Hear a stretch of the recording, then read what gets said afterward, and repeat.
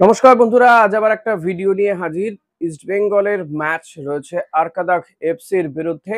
FC challenge লিগের এই match নিয়ে আমার এই ভিডিওতে আলোচনা করব, তাই অতি অবশ্যই বলবো যে আপনি যদি চ্যানেলে নতুন হন সাবস্ক্রাইব করে নেবেন, বেল বাটনটা প্রেস করতে ভুলবেন না। ভিডিওটা ভালো লাগলে লাইক কমেন্ট শেয়ার করবেন, কমেন্ট তো অতি অবশ্যই করবেন, আমি জানি আপনারা কমেন্ট করে থাকেন। ইস্ট বেঙ্গল গত ম্যাচে তারা ড্র করেছে বেঙ্গালুরু এফসির সঙ্গে আইএসএল এ, এবং এই ড্র করার ফলে পাশাপাশি নর্থ ইস্ট তারাও জিতে যাচ্ছে। তো ইস্ট বেঙ্গল আর আইএসএল এ নেই। আইএসএল এর প্লে অফের সূচি ইতিমধ্যেই ঠিক হয়ে গিয়েছে। তো ইস্ট বেঙ্গল আইএসএল এর মানচিত্রে আর নেই। এই মুহূর্তে ইস্ট বেঙ্গলের লক্ষ্য হচ্ছে এএফসি চ্যালেঞ্জ লিগ এবং সুপার কাপ। সেই এএফসি চ্যালেঞ্জ লিগ এবং সুপার কাপের জন্য কিন্তু প্রস্তুতি সারছে ইস্ট বেঙ্গল।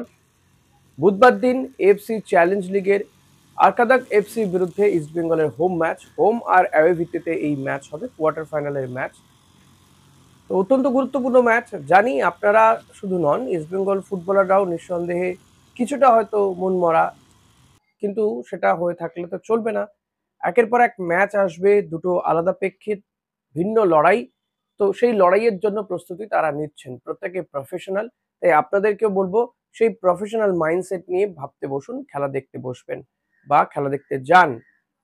একটা টুর্নামেন্ট হয়ে গিয়েছে, যা হওয়ার হয়ে গিয়েছে, আর সেটা নিয়ে ভেবে লাভ নেই। দুঃখ পেয়েছেন, আমিও পেয়েছি, কষ্ট হয়েছে, কিন্তু সেগুলোকে মাথায় রেখে তো লাভ নেই। পরবর্তী সিজনের জন্য আবারও ভাবতে হবে, প্ল্যানিং করতে হবে। তো এই প্ল্যানিংটাই কিন্তু ইস্টবেঙ্গল কোচ অস্কার ব্রুজোকে রেখে হচ্ছে ইস্টবেঙ্গলে, কারণ অস্কার ব্রুজো আরো 2 বছর ইস্টবেঙ্গলে থেকে যাবেন। তিনি আগামী মরশুমের জন্য টিমও সাজানো শুরু করে দিয়েছেন। ইন বিটুইন কিন্তু এই ম্যাচগুলো চলছে। তবে এই মুহূর্তে ইস্টবেঙ্গল কোচ কিন্তু এই এফসি চ্যালেঞ্জ লিগে আরকাদাককে নিয়েই বা তাদের বিরুদ্ধে কি রণকৌশল হবে সে সমস্ত নিয়েই কিন্তু তারা ব্যস্ত রয়েছে।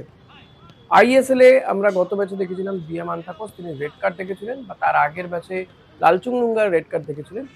তো মানে রেড কার্ড ঠিক নয়, লালচুং নুঙ্গা 4টে ইয়েলো কার্ড হওয়াতে বেঙ্গালুরু ম্যাচ খেলতে পারেনি। তো আমার মনে হয় দিমি এবং লাল দুজনেই আরকাদাগের বিরুদ্ধে ম্যাচটাতে নামবে, এবং এখানে তো বিদেশিদের খেলানো যাবেই। তো ক্লিটন সিলভা, হেক্টর ইউএসতে এদের সবাইকে খেলানো যাবে। তবে যেটা খারাপ খবর ইস্টবেঙ্গল শিবিরের জন্য, যে আনোয়ারের অনুপস্থিতি। আনোয়ার চোট পেয়েছে, তো তার হ্যামস্ট্রিং এর চোটের জন্য আগামী প্রায় 2 সপ্তাহ আনোয়ার মাঠের বাইরে। তো আনোয়ারকে পাবে না ইস্টবেঙ্গল এই গুরুত্বপূর্ণ ম্যাচটা খেলতে নামার আগে, কিন্তু এটা ইস্টবেঙ্গল শিবিরের জন্য খারাপ খবর। তো এবার আসা যাক, ইস্টবেঙ্গল নিয়ে আরো কিছু জানাবো, তবে তার আগে আরকাদাকের বিরুদ্ধে কিছু খেলতে নামার আগে আরকাদাক প্রতিপক্ষ হিসেবে কেমন সেটা একটু আপনাদেরকে জানিয়ে দিই। আরকাদাক তারা যে ঘরোয়া লিগ গুলো হয় সেখানে কিন্তু তারা একেবারে champion, champion of the champion. কেন বলছি? তারা একটাও ম্যাচ হারে না, এবং এই টিমটার বয়সও বেশি নয়। তুর্কমেনিস্তানের প্রেসিডেন্টের ছেলের টিম এই আরকাদাক এফসি, এবং জাতীয় টিমে যে কজন প্লেয়ার খেলেন তার ম্যাক্সিমাম প্লেয়ার প্রায় 13 থেকে 14 জনই কিন্তু এই আরকাদাক এফসির টিম। ফলত ইস্টবেঙ্গলের সঙ্গে তুর্কমেনিস্তানের লড়াই বললেও বোধহয় কম বলা হয় না। কিন্তু টিমটার একটা বিষয় রয়েছে, যে টিমটাতে কোনো বিদেশি নেই, কোনো বিদেশি প্লেয়ার নেই। তারা দেশীয় প্লেয়ারদের নিয়ে খেলবে, কিন্তু তা বলে কিন্তু কোনোভাবেই টিমটাকে ছোট করা যাবে না। টিমটা আগাগোড়া দৌড়তে থাকে, দুটো উইং দিয়ে তারা ভম করে দৌড়তে থাকে, এবং বক্সের ধারে কাছে বল পেলে তারা কিন্তু ডাইরেক্ট গোলের শট মারে এবং বলটা রাখেও গোলে। ভালো, টিমটা যথেষ্ট ভালো, মানে ব্যালেন্সে হয়তো কিছুটা সমস্যা থাকতে পারে, কিন্তু টিমটা ভালো বিদেশি টিম হিসেবে। যদিও তাদের কোনো ফরেনার নেই, তারা দেশীয় প্লেয়ারদের উপর ভরসা রাখে এবং জাতীয় দলের প্লেয়ারদের উপরেই ভরসা রেখেছে। তো এহেন আরকাদাকের রেকর্ডও যথেষ্ট ভালো, খুব বেশি পুরনো নয়, 2-3 বছরের টিম, কিন্তু এই 2-3 বছরে কিন্তু তাদের সাফল্য নজর কাড়া। 2023 সালে যে কটি ম্যাচ তারা খেলেছে সবকটিতেই জয় পেয়েছে, 24টার মধ্যে 24টা ম্যাচ। 2024 সালে 30টা ম্যাচ খেলেছে, তো 30টাতেই জয় পেয়েছে। তাদের যে লিগ রয়েছে 30টা ম্যাচে 30টাতেই জয়, কোনো ড্র বা হারার কোনো নামমাত্র নেই, বিষয়ই নেই। তাদের বিরুদ্ধে একটা বিষয় রয়েছে যে রেফারিকে তারা নিজেদের পকেটে নিয়ে নামেন, এমন একটা অভিযোগ কিন্তু এই আরকাদাক এফসির বিরুদ্ধে রয়েছে। তবে ঘরোয়া লিগে রেফারির সুবিধে পেলেও তারা পেয়ে ম্যাচ জিতেছে বা যাই হয়েছে না কেন, এএফসি চ্যালেঞ্জ লিগে হয়তো ততটা সুবিধে পাবে না। তবে বিপক্ষে যেহেতু ইস্টবেঙ্গল রয়েছে, ইস্টবেঙ্গলের তো রেফারি ভাগ্য খুব ভালো। তো সেটা নিয়ে খুব বেশি বলতে চাইছি না, যা হবে দেখা যাবে। অন্তত হোম ম্যাচ জেতার মতন পরিস্থিতি তো থাকবে ইস্টবেঙ্গলের কাছে। ইস্টবেঙ্গল টিমও ভালো, এখন দরকার সঠিক পরিকল্পনা এবং সেই পরিকল্পনা অনুযায়ী মাঠে ফুল ফোটানো, মাঠে খেলতে হবে। তাই ইস্টবেঙ্গল আমার মনে হয় Messi, Richard স্যালিস, Cleiton, Saul Crespo, hectare ওয়েস্তে এদের প্রত্যেককে নিয়েই মাঠে নামবে। দিয়ামান্তাকোসও থাকবে। দুটো উইং থেকে হয়তো মেসি, রিচার্ড স্যালিসকে খেলানো হবে। মাঝ মাঠে নাওরেম মহেশ, সৌভিক চক্রবর্তীরা খেলবেন। কিছুটা উপরে হয়তো সাউল ক্রেসপোকে খেলানো হবে এবং মেসি পাশাপাশি দিয়ামান্তাকোস উপরে এবং ডেভিডকেও আমার মনে হয় এখানে খেলানো উচিত। সেটা কিভাবে কাকে বসিয়ে কাকে খেলাবে সেটা তো অস্কার উইল ডিসাইড। তো এই ম্যাচটা অত্যন্ত গুরুত্বপূর্ণ। এই ম্যাচটা জিততেই হবে, হোম ম্যাচ তো বটেই এবং হোম ম্যাচে যত বেশি সম্ভব গোল তুলে নিতে পারলে ইস্টবেঙ্গলের কিন্তু সেটা অ্যাডভান্টেজ হয়ে থাকবে। কারণ অ্যাওয়ে ম্যাচে তুর্কমেনিস্তানে গিয়ে খেলতে হবে, সেখানে টেম্পারেচার কিন্তু অনেকটাই ডাউন আমাদের এখানকার তুলনায়। তো সেটা একটু সমস্যা হতে পারে। তবে তুর্কমেনিস্তানেরও যথেষ্ট সমস্যা হবে, কারণ তারা একটা ঠান্ডা পরিবেশ থেকে এই গরমের পরিবেশে এসেছে।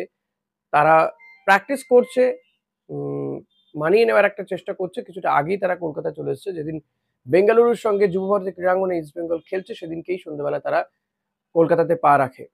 তো ইস্টবেঙ্গলের সঙ্গে তুর্কমেনিস্তানেরই লড়াই।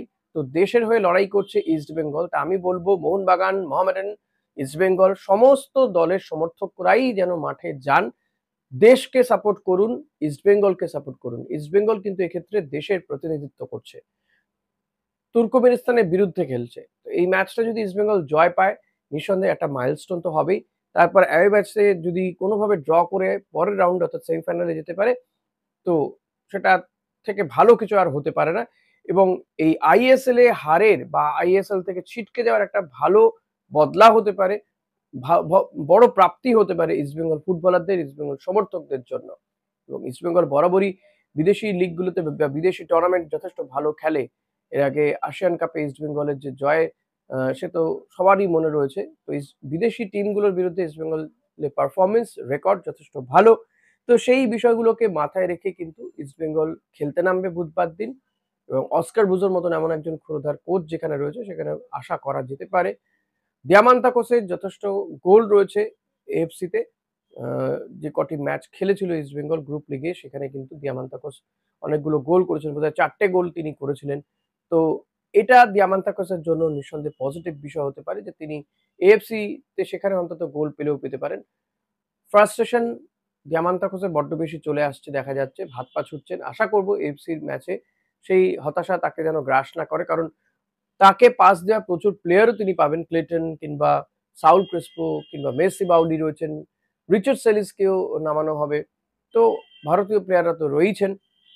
সব দিক থেকে আমি বলবো যে ক্লিটন যদি একটু মাথা ঠান্ডা করে খেলে এবং ঠিকঠাক বলটা গোলে রাখে তাহলে কিন্তু ইস্টবেঙ্গলের জয় পাওয়াটা খুব একটা সমস্যা হবে না। মেসি বাউলি তিনি গোলের মধ্যেই রয়েছেন। গত ম্যাচেই গোল করেছেন। তার আগের ম্যাচে গোল পেয়েছেন। এটা পজিটিভ দিক। রিচার্ড সেলিস যদিও এখনো পর্যন্ত গোল করতে পারেননি, কিন্তু তিনিও আ প্রভাব রাখতে শুরু করেছেন। দলের গুরুত্বপূর্ণ ভূমিকা নিচ্ছেন। যেটা তার বিরুদ্ধে অভিযোগ ছিল যে তিনি কোচের প্ল্যানিং অনুযায়ী খেলছেন না, সেটা থেকে তিনি বেরিয়ে আসতে পেরেছেন। তো আশা করা যাবে এই বিদেশি টিমের বিরুদ্ধে তিনি পারফর্ম করবেন। গোল পেলে তো ভালোই। তবে আরেকটা বিষয় বলে রাখবো যে ইস্টবেঙ্গলের বক্সের সামনে আরকাদাকে প্লেয়ারদের যে আনাগোনা যে ঘোরাঘুরি সেটাকে কমাতে হবে। সেটাকে বন্ধ করতে হবে কারণ বক্সের সামনে বল পেলে কিন্তু তারা অনেক কিছু করতে পারে। প্লে অ্যাক্টিং এ তারাও কিন্তু কোনো কম যান না অন্যান্য টিমগুলোর আ ক্ষেত্রে আমরা যেমনটা দেখি। বিশেষ করে এই আইএসএল এ যে প্লে অ্যাক্টিং এর মারাত্মক লেভেল দেখেছি, আরকাদাগু কিন্তু সেটাকে ভালো অনুসরণ বা রপ্ত করেই তারা এসেছে। এটা বলবো যে হয়তো ইস্টবেঙ্গল রেফারির আ সাহায্য পাবে না বা রেফারি অন্তত ন্যায়টাও পাবে কিনা সন্দেহ আছে।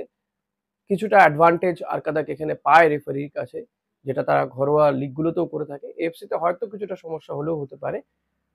কিন্তু ইস্টবেঙ্গলকে ম্যাচটা ইস্টবেঙ্গলের মতন খেলতে হবে। প্রচুর সমর্থক আপনাদেরকে বলবো যে আপনারা মাঠে যান, খেলাটা দেখুন। প্রিয় দলকে সমর্থন করুন। গলা ফাটান মেসি, দিয়ামান্তকোস, ডেভিড, বিষ্ণুদের জন্য। জয় পেতে তাহলে মনে হয় না খুব বেশি অসুবিধে হবে। ভিডিওটা কেমন লাগলো অতি অবশ্যই জানাতে ভুলবেন না। অচেনা দলের বিরুদ্ধে কিছু অন্তত পরিচিতি আপনাদের সামনে তুলে ধরার চেষ্টা করলাম। ভিডিওটি ভালো লাগলে লাইক, কমেন্ট, শেয়ার করতে ভুলবেন না। চ্যানেলে নতুন হলে সাবস্ক্রাইব করে নেবেন। Thank you.